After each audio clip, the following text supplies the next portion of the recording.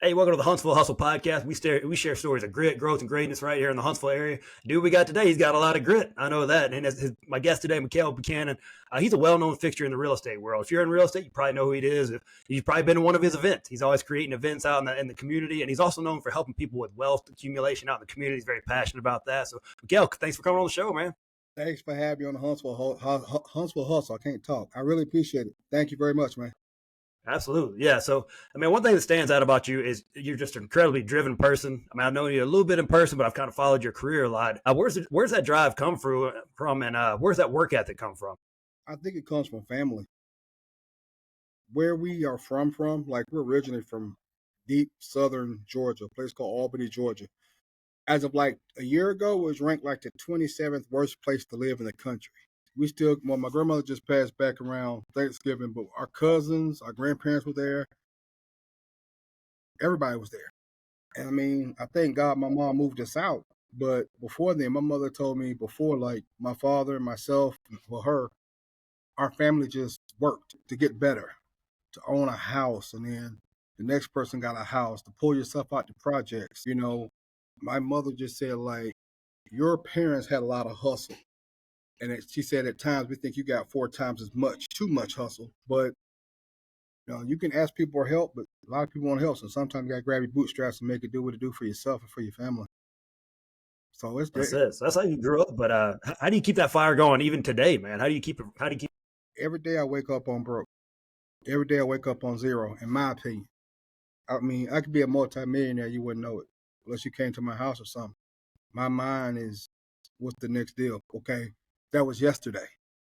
That was Wednesday. What am I doing now to accumulate more and help people? So I'm never happy with my success. That's kind of a double-edged sword. My mom used to get on me about that. I was just never, she like, baby, you won. But yeah, I only won by 2 points. If I did this and this, I'd have won by 6. It's a gift and a curse at times, but I mean, it's just part of my DNA, where I come from. Me and my mother, well, I was very much like my mother, but even then she said you were a little too extreme. But when you see, and then even in college, we were all broke in college. I was extra broke in college. I lost it all. I had a house fire. I saw all my items literally be burned up with the exception of a couple items.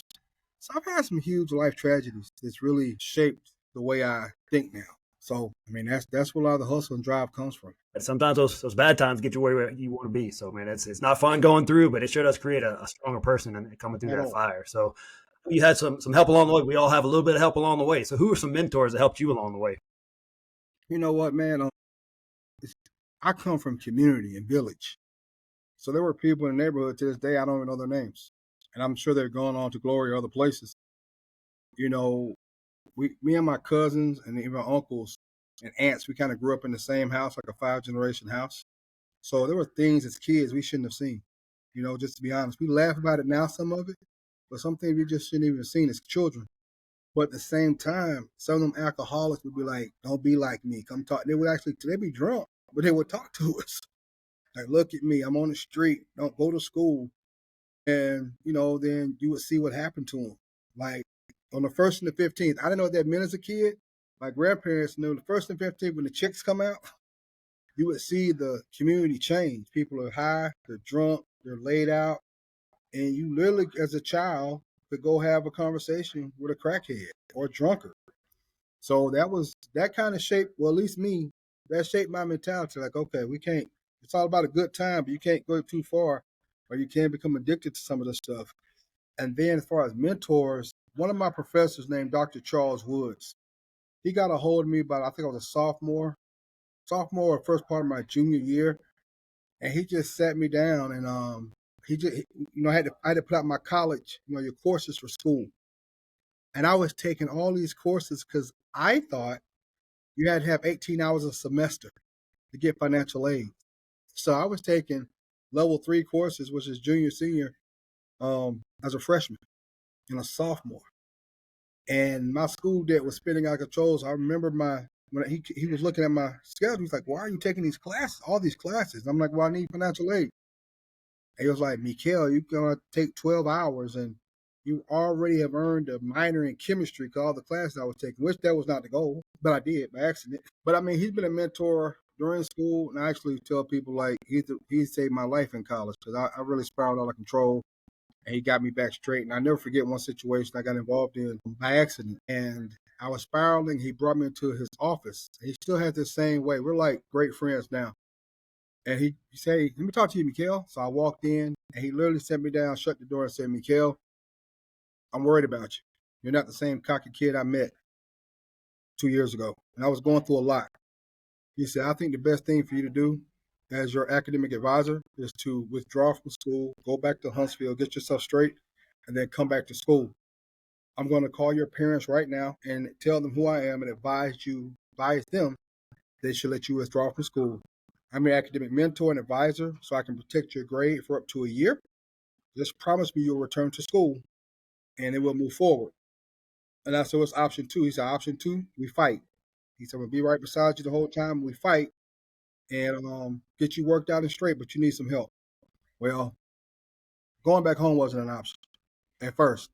So we fought and, I graduated. But he was, to this day, still a mentor of mine. He'll text me, he'll call me, he'll check on me when my mother passed. He checked on my grandmother passed. And I can call him right now on his phone and he'll answer. So he's definitely a mentor of mine. Yeah, that's a special guy right there, man. He is. There's not many people like that that'll do that for someone. That's so important, man. We need those people, especially these young men, man. We're around that age. Before you hit 25, man, you're wild. You don't know what your brain's doing half the time. Yeah, we need those guys. I was out there. I was having a ball. You're not alone, man. There's a reason you can't rent a car until you're 25. It's most young males. It's our fault. So I'm gonna switch it up a little bit. And so you've been in the real estate world for a long time. You've seen people come and go. So real estate investing is a big thing, man. You've probably seen a lot of mistakes. What are some common mistakes you see in real estate investing, and how can people avoid it? The number one thing I tell people is to get a realtor. Get a realtor that knows what they're doing, have experience in the investment world, have a conversation. Now here in Huntsville, where we live, the whole city, north, south, east, and west, is blowing up. And people are literally calling on the phone and buying property sight unseen. Well, those people have a lot of money. They can fail and they're okay. Y'all write that off and keep pushing. I ain't got that type of money, so and the other person might have that type of money. So I would suggest getting a realtor, meet them, sit down with them, have a conversation, tell them what your goals are, what you want your portfolio to look like, and see if they can help you. That's the first step in my personal opinion. Get you a realtor, somebody who's seasoned, that knows the process of investing, because every agent might not know the process of investing. So you don't want two rookies trying to figure out how to get, invest money.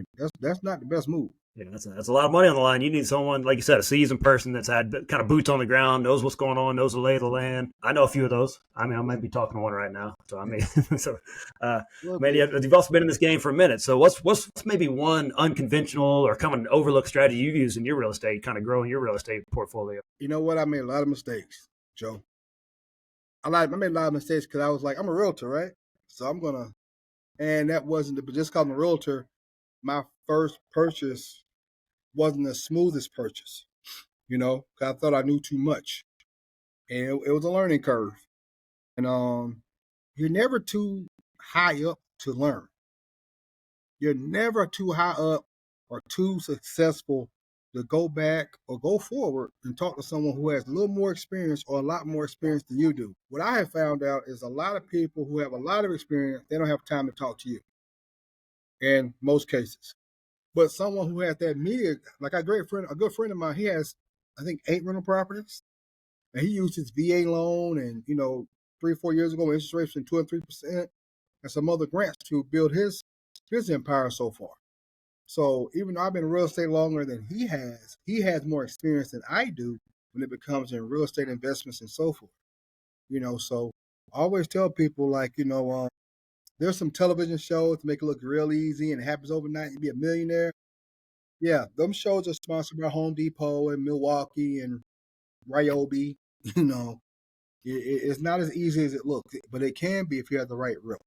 So that's my friend. Go get a realtor who is experienced in real estate investing. Man, I knew everything. When I graduated college, I knew it all, man. And then the older I get, the less I know, man. So you could definitely learn from somebody out there that's been in the game for a minute. I think a lot of people think I'm too broke to get into the real estate game. What would you say to that person that thinks they're kind of too broke to even get started? There are programs right here in Huntsville that can help you acquire your first property. And then your first property, you can rent it out after so many years. And you can acquire another property. So once again, going back, getting a real estate agent and having and a good loan officer to walk you through that process. I would say 1A and 1B is a good loan officer and a great real estate agent. They work together. They say, hey, I want to do this, and how do I do it? And they can lay it out. Hey, you're going to need, just use the whole numbers here, $5,000 for this, or 3.5% for that, or 20% for that.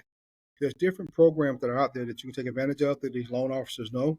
And once again, make sure your loan officer is well seasoned too and know about these programs that you can use to help you buy additional properties.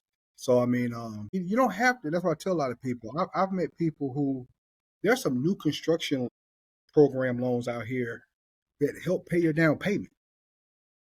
And that's the biggest chunk of change out your pocket. Everybody doesn't have a 401k or might not want to touch their 401k. And some people do have, don't have the 3.5%. You know, there's so many different finances programs that are out there. Make sure your partner or yourself know what your long-term goals are. Not to be too personal, but anybody, like, let's say I'm dating, I let them know within a few weeks or months, like, this is what I'm going to do. So she can't say she never heard that. And just her, in today's world, people troll you and look on Facebook or whatever. She pretty much knows I'm in real estate and what I do. And I have a rental property. And I tell her what I want to amass. So if things progress to marriage, she can't be like, I didn't know. No, I told you we were going to go buy X, Y, and Z. And that's my goal. So I either do it alone or with somebody. But I got the season. I'm an agent, but still, I still listen to the more seasoned agent who has to specialize in this. I have a couple of great loan officers who I can call on the phone and say, how much would I need?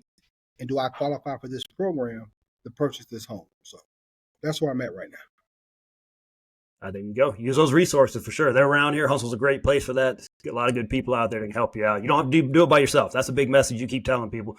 You don't have to do it alone, and don't do it alone. You definitely don't want to do it alone. So you're a well-known guy in the community. You're a great networker. What is kind of some maybe your number one tip to being a better networker? What's that old saying? If you're the smartest person in the room, you need to find another room. Same thing. What I've discovered here in Huntsville and other places, people network like with their friends to hang out. I network to grow my net worth and my social net worth. All my friends pretty much are in business, some shape, form, or fashion on everything I do.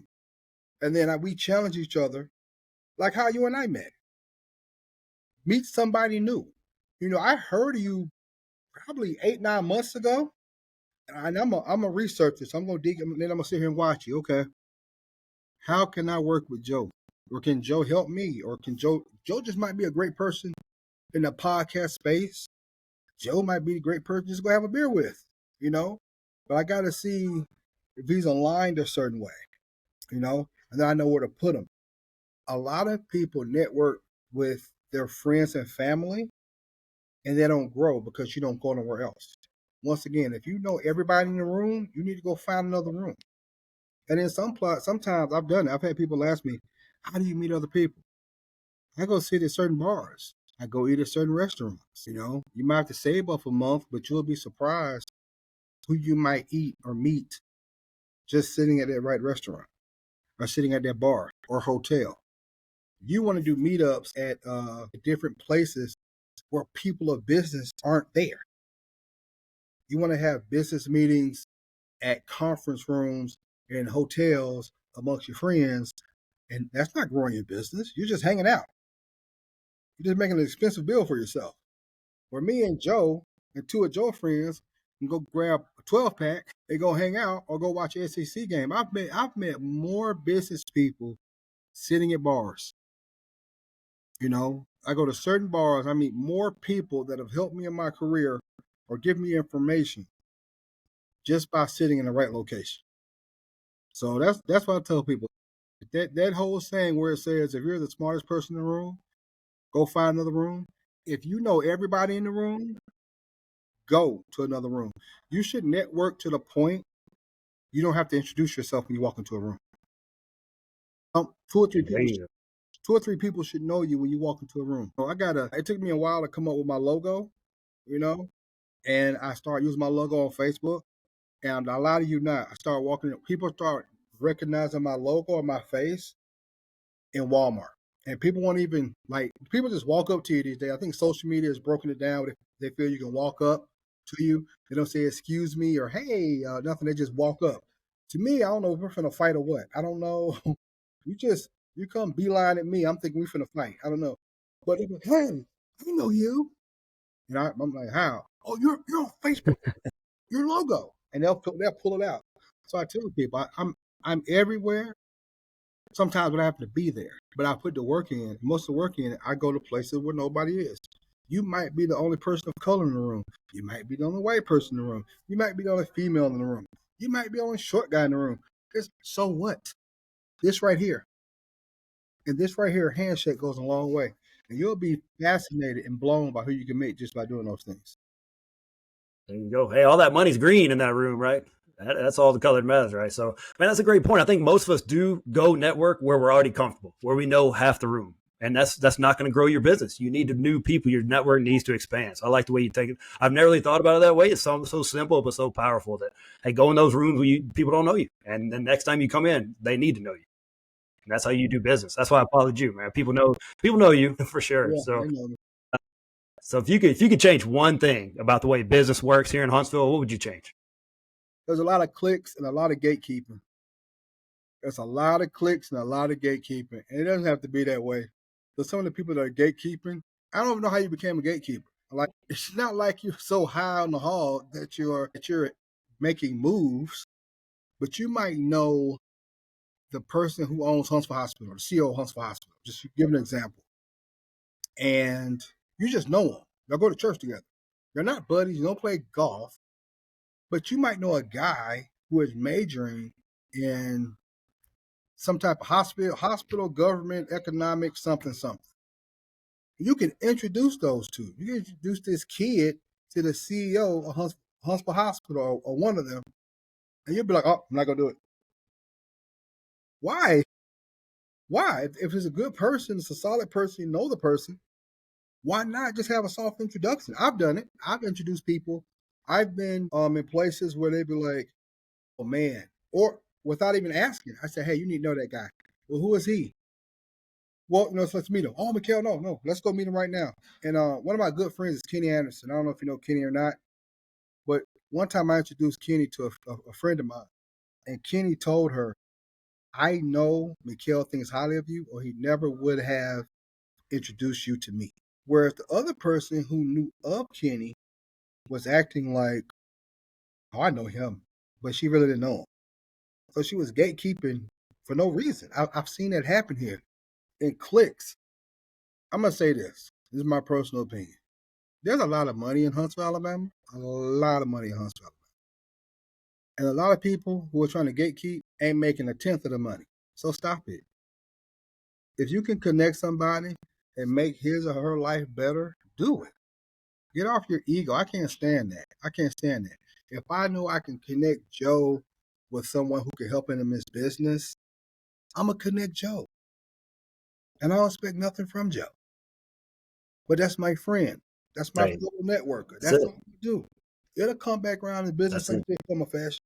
I've done business with people and stuff will come back through with business only because I helped somebody that I couldn't help. I just put them in the right situation. And the only thing I ask for them is do right. But if you mess up, it's going to come back on me. Yeah, don't make me look bad. Don't Don't make make me me look look bad. bad. Don't make me look bad. But that's it. Just stop this. Yeah, that's what the show's all about. Is man, just collaborating with people, connecting people. That's what the show's all about. Because hey, man, we got so much good stuff going on over here. If we can connect each other and keep growing together, that's what it's all about. Yep, that's it. That's it. So, man, kind of related. You're deeply involved in the Huntsville community. What are some initiatives you're involved in right now that you're excited about? I am excited about actually it's a nationwide initiative to get more HBCUs involved into the construction and the trades. I just was in Vegas like a month ago at a Black Builder Mixer Conference, but it also was the International Builders Conference. And the International Builder, there were people from all around the country. Excuse me, the world. So you'll walk down, and also I don't know if you've ever been to Vegas. The convention center is huge, like several city blocks huge. I know you asked about my knee earlier. I know I clocked 10 miles. Nobody can tell me I didn't clock 10 miles. And I thank God for having the middle knee to hold up for it. The other knee wouldn't have made it. But I literally met so many people from different countries. So much to the point, one of those gentlemen were from Italy. They're meeting me in Huntsville tomorrow. There's so many other initiatives here in town. There's the Women's Business Expo. It's Friday, Saturday, Sunday, right? No, excuse me. Thursday, Friday, Saturday, Sunday. I'm involved in that simply by knowing the young lady who puts it on, Tiffany Draper, and I'm supporting her on my podcast and on my Facebook Live and posting. I'm not directly involved, but just I know I have a large following, and we can use each other's social influence and capital to grow our business or make things aware. My Black Business Expo is May 17th, and then a lot of stuff I do, to be honest, Joe, is behind the scenes. A lot of people know me, but they don't know me. So sometimes I'm comfortable in the shadows, and things are happening, but you don't know my fingerprints on it. But I mentor a lot of kids. I mentor a lot of children. I mentor some adults. Just giving advice. If they call me, hit me up. But my initiatives are people. That's my initiative. If you're doing right, especially young people, especially kids, teenagers, I don't care what your color is. I don't care where you come from. If you need guidance and help, I'll help you. Because in my opinion, I could have been that person. So I don't like to gatekeep. I don't believe in clicks and stuff like that. My initiative is whatever initiative I can put my hands on to make it a better situation. That's what I do. There you go. Hey, that Black Business was the last one. Man, it was awesome. You did a perfect job. The layout was perfect. The location's really nice. I know it's going to be bigger and better this year. Y'all make sure you come out to this next one. Man, I met some great people that time. Y'all got to make sure you go. I didn't know anybody there. I was listening to Meekel's advice. I didn't know anybody there. I knew of people, right? But I met some great people that day, and it's going to help my business. I'm going to help some people too. So y'all go make sure you go out in May, check that next one out. So it's going to be bigger and better, like I said. So we'll post links and stuff on that later. Yeah, and let me say I know you're already. Let me say this real quick. Yeah. Even though I say the Black Business Expo, it's for everyone. I don't know if you noticed. I don't look like Joe, and Joe doesn't look like me. It's for everyone. But one thing I did when I would hear people say, "I don't know any Black businesses. I don't know any certain type of businesses." Okay, I'm a man of solution. I can fix that. Let me put everybody in the same building. Now you know how to find them. There And you go. Then go ask them why did they start their business, So I like coming up with solutions. I ain't got time to come up with argument and be stagnant with the same conversation. So just because it's called the Huntsville Black Business Expo, we're business owners just like you are. Come check out. We have great products and great connections. That's it. Hey, man, it's just people. That's all it was. They let gingers right in. I didn't have to show an ID or nothing. They just let me on in, man. I just walked in. Nobody checked my ID or nothing. So it was, y'all come on out. I don't care what color you are. Bring that green money with you like we talked about that. Just come on. Meet some new people that you don't know right now. So, that's it. But yeah, man, y'all check it. I had a great time. So appreciate the invite on that one. You and Vicky did a great job on that. So I know you're already super connected in the community, but is there someone you'd like to connect with or collaborate with that you haven't been able to yet? I would like to connect. I just drew a blank too. The woman who owns Lexus here in Huntsville. I don't think a lot of people know a woman owns that dealership. I would love to build a collaboration relationship with her. And right now, I cannot remember her name to save my life. Outside of that, not being cocky or anything, but I pretty much have touched the people in Huntsville that I know to touch. And I'm trying to bridge people together. Yeah. I pretty much have met. Because one thing I found out with the gatekeeping and clicks, one thing I do, like I told you, I watch people for a while. I pretty much keep you under surveillance and see how you move. So I know how to approach you. And then I'm approaching, a lot of folks like to stand on stage and, pontificate and how can we make these things better, but you're not in the community. Well, if you want to, I will go get you and put you in the community and help you help these kids since you want to sell on your platform and talk about it. And, I remember one time a lady told me she was trying to find, a lot of you now, She was trying to find an HBCU school in Huntsville, Alabama, and didn't know how to find one. I lie to you not. And I was like, what are you talking about? And she was like, well, I don't She know. wasn't familiar with the Parkway. She don't know about the Parkway. And I was like, so did anybody call Alabama A&M? Did anybody call Jeff State? Or excuse me, Drake? And he's like, well, I didn't think of that. Like, sometimes it's just real, but I would really like to meet her, just to have a conversation, just to pick her brain, excuse me, and to be a woman of color and own a dealership of a luxury brand. That's huge. But she's very low key. She's very low key, and I can appreciate that. All right. Well, Huntsville small, man. We're gonna make that happen. I mean, I'm surprised it hadn't happened already with the way you're out there, but we'll make it happen. Somebody listening here or watching this knows her and it's gonna hook you up. I just feel it, man. I'm gonna predict it right now. So if not, I'm gonna go back and erase this. We'll never worry about this. So man, I brought in a specialist. This is a serious part of it right here. I had to bring in a specialist because I know you mentioned earlier you go to some bars and restaurants and things. And I'm looking for some hidden gems, man, that I know you're out there and you get out there more than most. So you know some good stuff. Talk about like a night out on the town. We're going to go specific on each things right here. I'm going to need your go-tos. First, we're going to start. I'm going to go for an appetizer and a drink. Where am I going? So, that's a good one. I'm going to punt it out. So you talk about I'm always around places, right? You know the new hotel Trilogy that's opening downtown Huntsville? I just met some of the staff of that. When they open up their appetizer menu in that view of the city, they're supposed to open, I think, officially in August. That's where I'm going to have appetizers. At the Trilogy Hotel.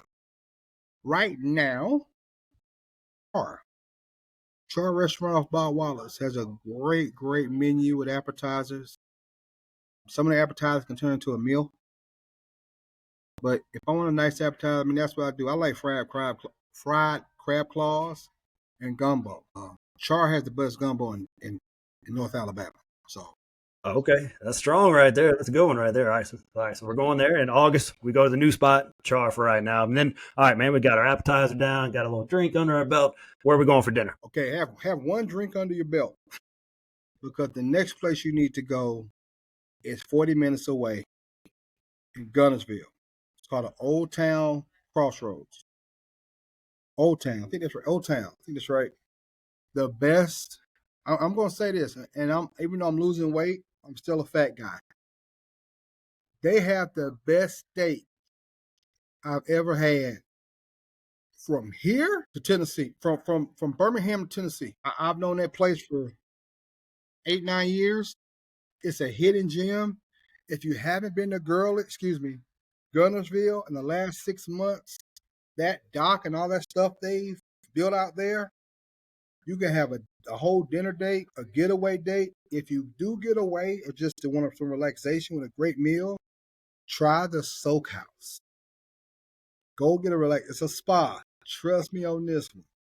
They got these big tubs in there. You want some relaxation, enjoy a great meal, go to the Soak House, and then go to Old Town, which I think is right down the street. I'm always there at night, so I kind of get turned around. Man, I love a good steak, man. I got to take your advice on that one. I got to go check that one out. Yeah, I love a good steak. It's hard to beat a good steak. So, yeah. All right, man. Now we're going somewhere for dessert. Where are we going for dessert? Dessert, same. I would stay at Old Town. I mean, but also a new place in town, Stony River. Stony River has some good desserts, some great desserts. I was just in there this weekend. They have some great desserts. Yeah. I would say that. Okay, man, I definitely got to go to that spot now. So, yeah. And then I'm about to head home, and I go out with a nightcap. Where am I going for my nightcap? Go one more drink before I head to the house. I'm a nighttime guy, so my nightcaps are gonna be Catacombs or Fat Sammy's. Both of them on the same street. But my nightcap, my wind down, or really on some chilled out, Catacombs or Fat Sammy's. Yeah, man, I'm so lame. At 9 o'clock, I'm winding down, bro.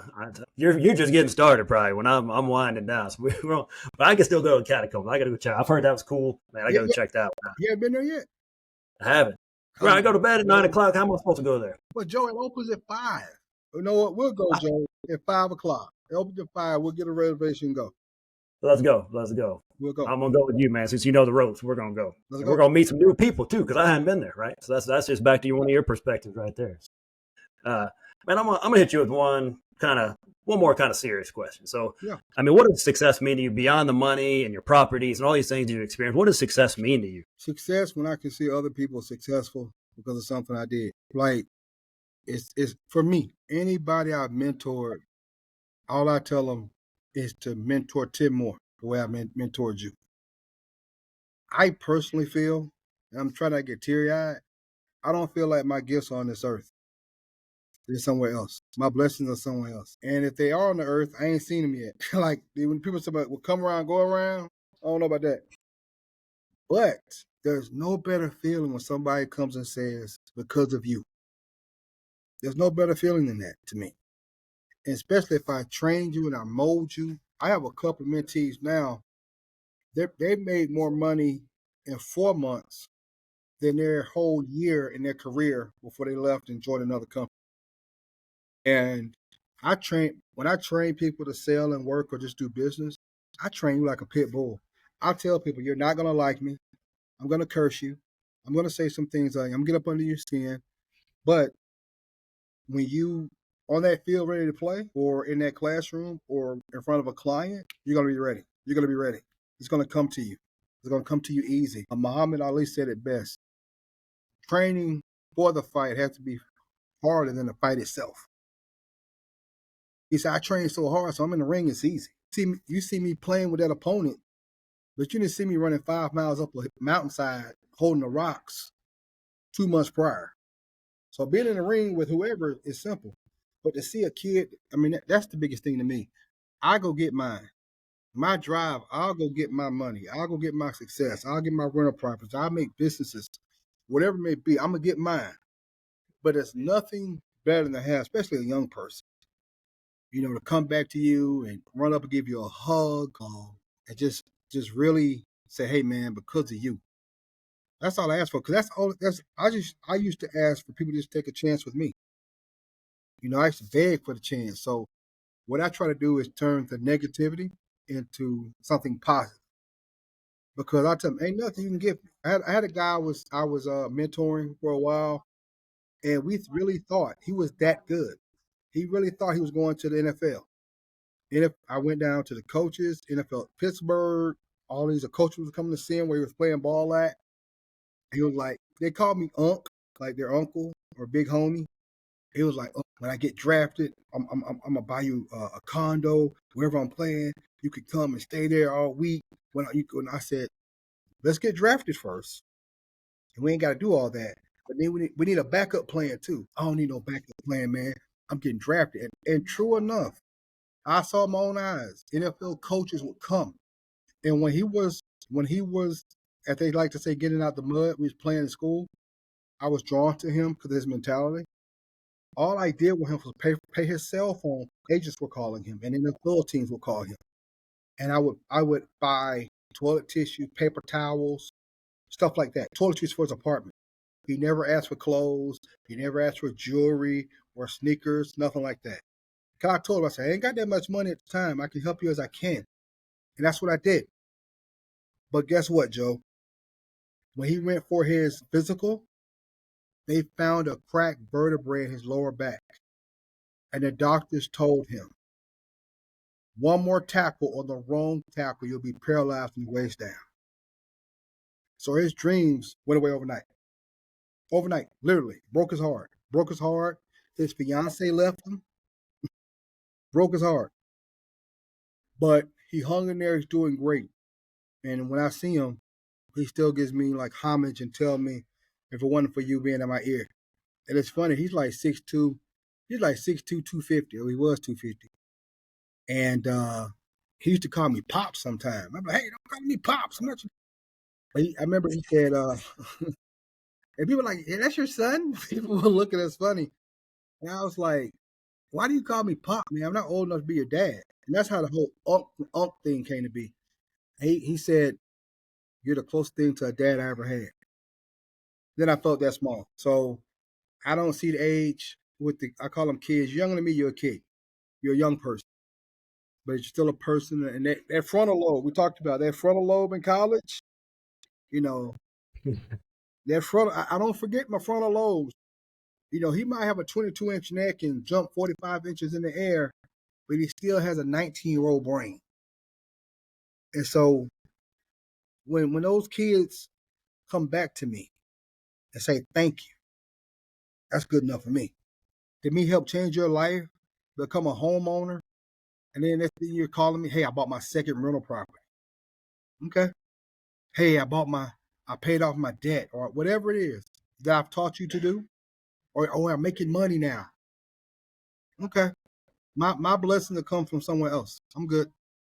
But that's why I love that. I love to hear when people come back and say thank you. I do it to be a blessing. That's what I want. There you go. Like, send the elevator back down. You know, once you get up there, send it back down to the next guy. That's how we all grow together and get better. That's it. And that's what you're doing out there. And I appreciate that about you, man. And you never stop working. That's another thing too. So I know people are like, hey man, I need to know more about this guy. How can people find out more about you? How can they work with you? How can they connect with you? What's the best way? Well, I'm gonna tell you this. So I'm gonna tell you how you spell my name, people. My name is Meekel. It's right here, I think, somewhere down here at the end. Meekel Buchannon. You can hit me on Facebook, Instagram. My phone number is 205-492-1906. 492-1906. I'm here in Huntsville, Alabama. You can call me. I'll meet you. I'll tell you where to come. I ain't hard to find. You might not see me, but I'm probably closer to you than you think I am. But I mean, you'll be surprised, man. Joe, I've had complete strangers text me and call me. Now, it's nothing weird. It's always in a public place. But, you know, one thing I find out about the younger generation, like I said earlier, they don't understand, like, boundaries. So I wouldn't be shocked that after this airs and they hit my number, I get phone calls. I get texts. I have QR codes. I was in when I was in Vegas, and we were at a $15.9 million mansion with a bunch of college and high school kids for this mixer. And I put my phone down. I had a QR code. I had an assistant with me. I just got a phone call like 3 or 4 days ago. I kind of forgot that I left my phone on the table. I got 42 kids who saw my QR code hit my phone. So I've been getting random texts for the last 3 weeks. Hey, I remember you. Hey, you remember me? And so, and then the young lady who was being assistant for me during the trip, she was like, do you know how many people came by and hit your QR code on your phone? And I was like, yeah, I'm just starting to see that. And I got the printout. So, you know, you just find different ways to meet people in the cell phone. 205-49. Spell it just like you see it in the bottom left-hand corner. Look me up on Facebook. Follow me. Instagram, same name. Follow me. And let's connect. Let's see what we can do. They might not be ready for your Facebook. I'm just telling you. Some of y'all ain't ready for his Facebook. Some of y'all might be. But hit him up anyway. He's entertaining. I'll tell you that much. He's going to entertain you on there. That's for sure. So one of my nicknames in school after was called Stripe. And if you ever watch Gremlins, Stripe was the head bad gremlin. He would start something and walk off. Like he set the movie theater on fire.